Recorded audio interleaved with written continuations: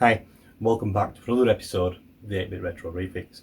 And on this week's episode, we're going to be hacking and modifying the unhackable and unmoddable Xbox 360 Winchester.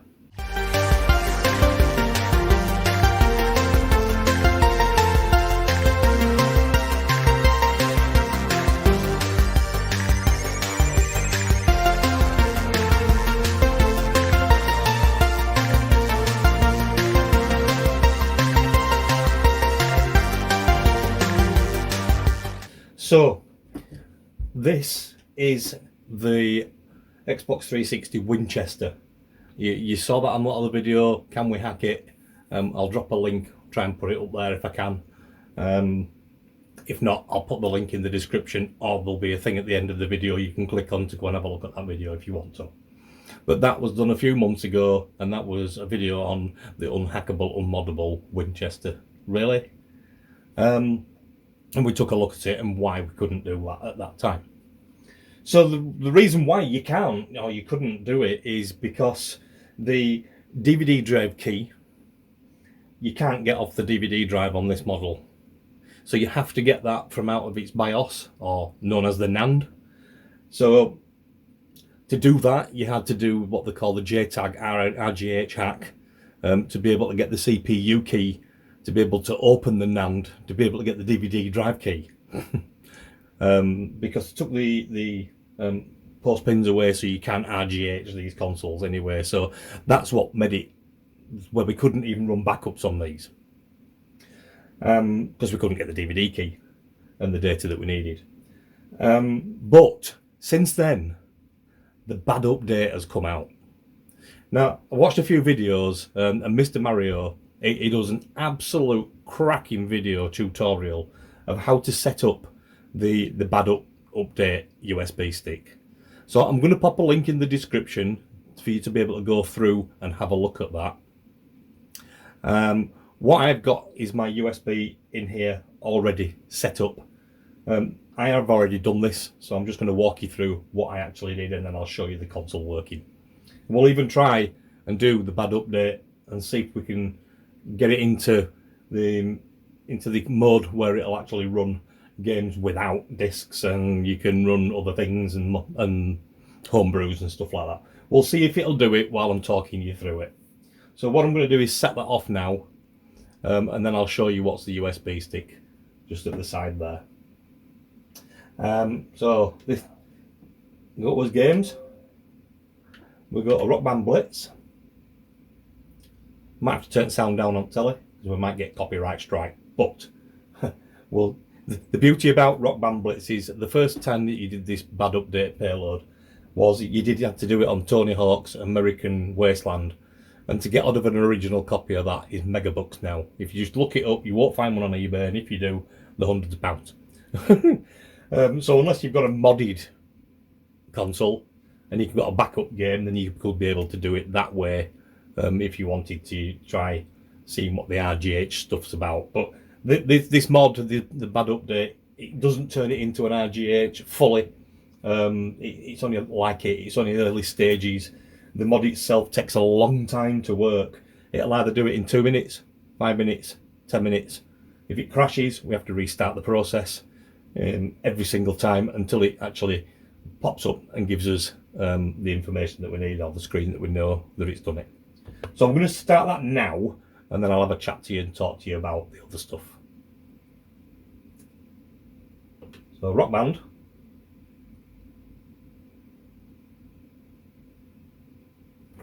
Get the remote just in case.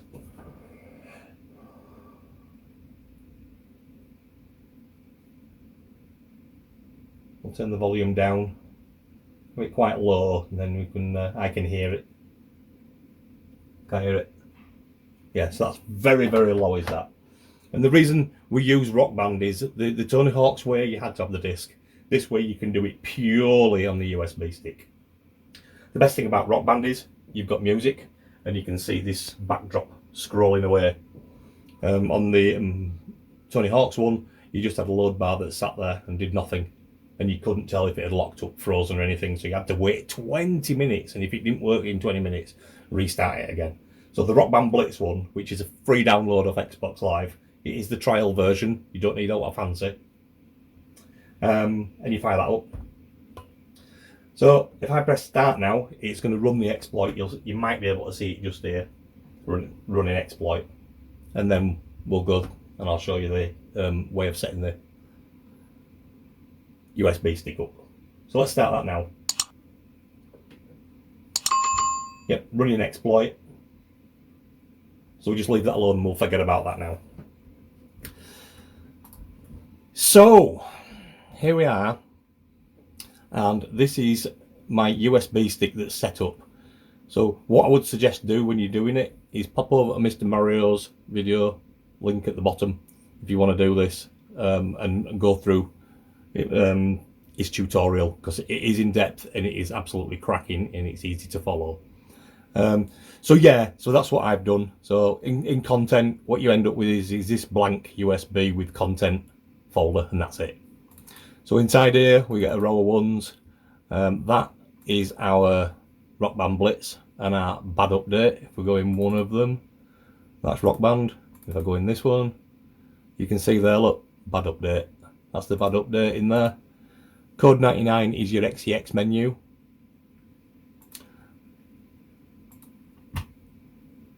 Bad update payload is everything's in there. Now I did swap it out for a different. Oh, let me just stop a minute. Look, that's frozen. No music. Switch it off. Switch it on.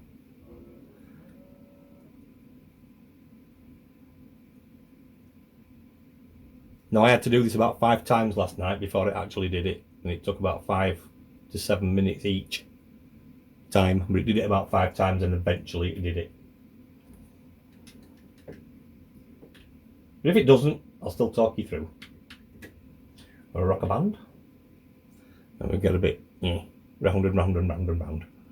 There we go. Right, back to it, back here. So if you follow his video, Mario's video, it explains about dropping another file into this folder and then renaming it default exe. This is a different way.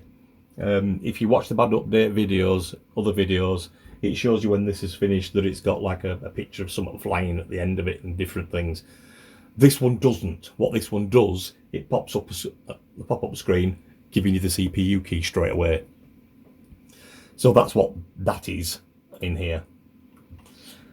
So if I come out of there and go into the apps, you can see there that I've got simple NAND flasher. So that's going to be able to get us CPU key in a text document, and it will also get us NAND file dumped in here as well.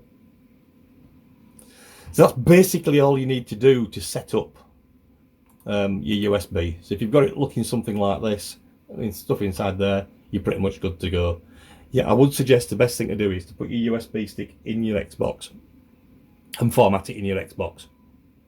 You can bring it straight back to your desktop, and you'll find when you look at it, it's just got the content folder in there, so, and it'll be empty, so that you don't have to worry about it. Just drop your other stuff into this folder. But follow MrMario's tutorial for that. So what I found is when I brought my USB stick over to the PC is that when I put it into JRunner and extracted the files, and bring your JRunner up, and extracted the files just by clicking here, it didn't give me the key and the CR bin files which we need to build the firmware for the LiteOn 5 drive in here. And I found it quite strange. I sat in Discord, and that reminds me, we've got Discord. If you want to join, the link's in the description. You're quite welcome to come along. Everybody's welcome to join in there. You see a lot of behind the scenes stuff. There's a lot of other YouTubers in there as well. Quite a few, to be honest, now. So pop in and come and see us. But yeah, I was talking in Discord, and I was talking to another lad that does JTagging and stuff like that, and he were doing a similar kind of thing, but he were doing the X key version. But he'd noticed that he'd not got the key in the CR bin too. So he told me about this program called AutoGG. I'd never heard of it before, but he says once you put that in and you put your NAND file in, you select your NAND file here, Put your CPU key in. That isn't the complete CPU key because I've just edited it. You can see there that that actually says Corona. And the only reason why it says Corona is because there isn't a Winchester, if you look down there. But if we go back to JRunner and look in here, it tells us in the console, here look, Winchester, 16 megabyte. It'll be a console type as well. So this is definite from this Winchester board. So if you're looking in AutoGG and it says Corona, that's why. So down, if you look down here, it's given us all this information. It tells us what drive we've got in there. It gives us a DVD key as well if we need it, but we don't need any of that just yet.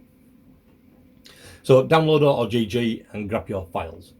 You don't have to do anything. You just put the NAND file in here, put your CPU key in it, and it will automatically dump the files straight into a folder for you. So we can get rid of AutoGG now. Again, if you want to use JRunner, that's fine. It's not a problem at all. You can do that, but be warned, when you do jump it, it doesn't give you them other two finals for some bizarre, strange reason. I think it's to do with the FCRT that it doesn't pick up on this one because it's not a full-blown JTag, if you know what I mean. It might be because of that. I don't know. I don't understand why JRunner doesn't give me the files, but yet AutoGG does. Bizarre. But there you go. So once you've done that, we can get rid of JRunner, and you will be presented with a folder similar to this. It won't have that file in. That file won't be there. That file won't be there. And that file won't be there to start with. But I'll explain that to you as we go along at the moment. So what you do is, if you have a look in my videos, I'll put a link in the description again, or I'll try and pop a link to it up there, to how to flash these drives and how to get your information from it. Yay! Whoa! Look at that look. We can stop. We can stop what we're doing for the minute and we'll come back to this bit. Look, so you can see on the screen now it says about to start patching the kernel. Your CPU key is. Write it down, keep it safe. I'm not bothered if you see the CPU key. You'll see in some of the images that I patched it out and then I decided I wasn't bothered. Because it ain't going online ever anyway, and again anyway, so nobody's going to ever get it. So you can see this FreeMyXe Beta 2. That's the file that I talked about earlier on about swapping it in the payload. Yeah, so that's what you need to download. You'll see that on Mario's tutorial for setting up the USB stick and doing this. But we've got to this part, look. So we can click OK. Hypervisor and kernel has now been patched. Your CPU key is. Source code yada yada. Have fun. Yay! So we can click Yay. And that should take us back to the dashboard, which it has done. And in here, we've got XEX menu, look. These are the games that I've already installed on the drive, straight from disk. So we can go in XEX menu, and this is what we were talking about earlier on. Press bumpers into your apps. Simple NAND flash. Start your default DXP, so you can see it's running homebrew. It blathers on down there and tells you about your CPU key. You pretty much can't do anything else apart from press X or switch it off. We don't want to switch it off because this exploit will reset and we'll have to do it all over again. So I'll just press X. It gets to about 20%, and that's the bad blocks that came up that I mentioned earlier. I mean, you've pretty much seen this anyway, but I just thought I'd dump it again anyway and just show you. There you go, bad blocks have popped up. So I'm just going to pause you there until it's got to 100. So we're just about done there. So the NAND's been dumped to the USB stick. So we can press any button to exit. Side. Games. Now bear in mind, it does have a flash drive, but it is not an RGH, it is not a JTag, it's just exploited with the bad update exploit. So I'm going to see if one of these games will actually fire up, because these are a package. So in theory, they should just start. So we'll go for Call of Duty 2 and see if that runs. Please insert the disc. So they don't work. So there's things that you've got to do. You've got to go around and patch these things to make them work for some reason. which MrMario explains in the video. But you can see it is RGH'd. We can run XEX menu.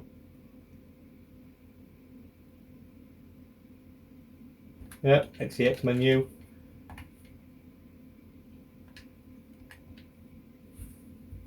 That's exploited. There is some games here that I wrote to disk to show you because I already put the LTU board in there.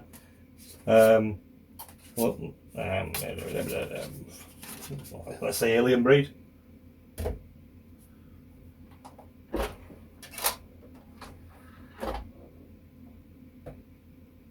There's no sound on Alien Breed, so I can just leave it on in background and we'll continue where I was. But I'm just going to show you that it's actually booting the backup game.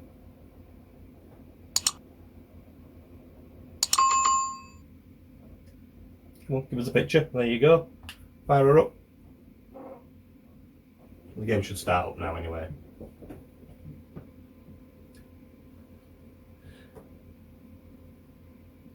There you go. You can see it's up and running on a backup game. Jumped a bit far forward there, but hey ho. So yeah, let's come back to the firmware that we've dumped. So I was saying that these files in here, you won't get them. We've just dumped the files and extracted them out with AutoGG. So we've got these files now, so we can go to Jungle Flasher. Jungle Flasher should be running. There. So in Jungle Flasher, we want to open target firmware, and this one, the other video was an LTU. This one is an LTU2. So we're going to open that firmware. We're going to then right click. You see here, this is an invisible part of it. You're going to right click here, key and CR. So you want the bin file, which is there. And we want the CR file, which is there. Now, before I press OK, what you need to do is have your drive, the original drive, set up so it's in here and it's detected under MTK Flash before you do this bit. So before you actually click this, you need to go MTK Flash and make sure that your drive's connected and powered on. It's just standard drive straight out of the Xbox. You've not touched it, not modded it. Just hook it up to your XUSB 360, get it in here, or however you're going to hook the drive up, get it detected under MTK Flash. The reason I say that is because as soon as we hit this button, it's going to go looking for that drive, and it's going to pull some data from that drive. So you want that data. If you're just going to flash the drive and go online, you need that data. So I'm going to click that now, and it will say failed because it's not plugged in and it won't see it, but that's what you do.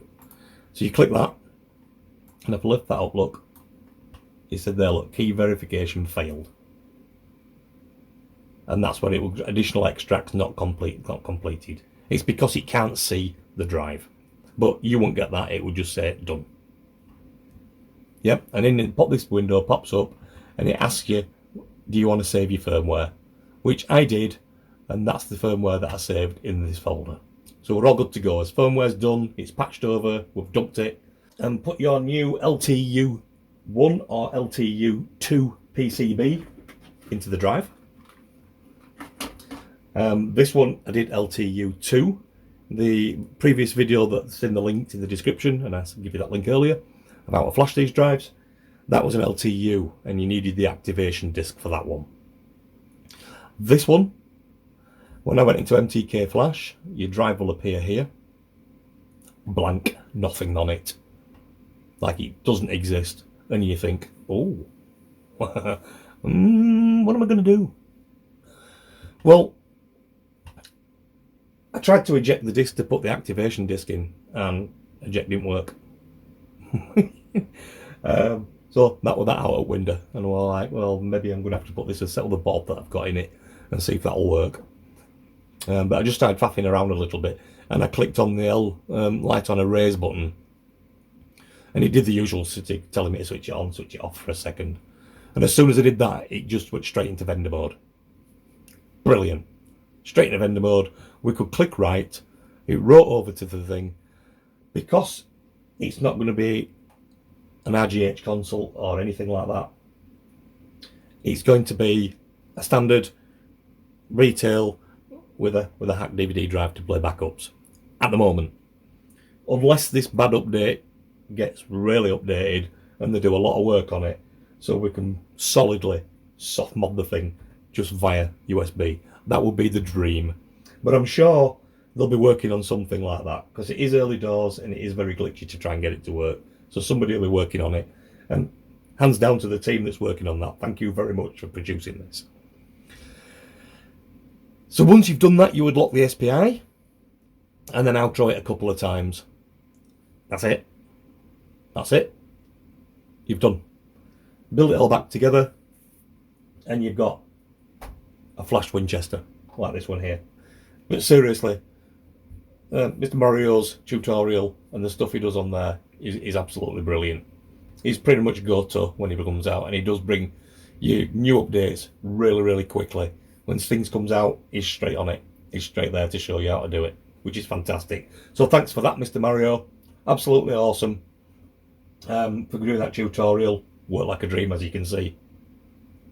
We've now got an unmoddable, unhackable Winchester that's modded and been hacked. I've not seen another video on YouTube yet about this, so hopefully this has been helpful. If you do want to talk to me about it, as I said, pop into the Discord, you can go into Facebook. All the contact details are in the description. So I'm just going to play some games now on my modded Winchester. Lord, what can we play? By the way, I have got originals of these. I made backups of these to be able to show you. Let's have a bit of Call of Duty 2, eh? If you've not played this game, you should go back to it and play it. Brilliant game. 1939. The armies of Nazi Germany begin their conquest. So I guess we're at the end of the video here. First of all is Poland. Thanks for watching, Norway, and we'll see you on the next one.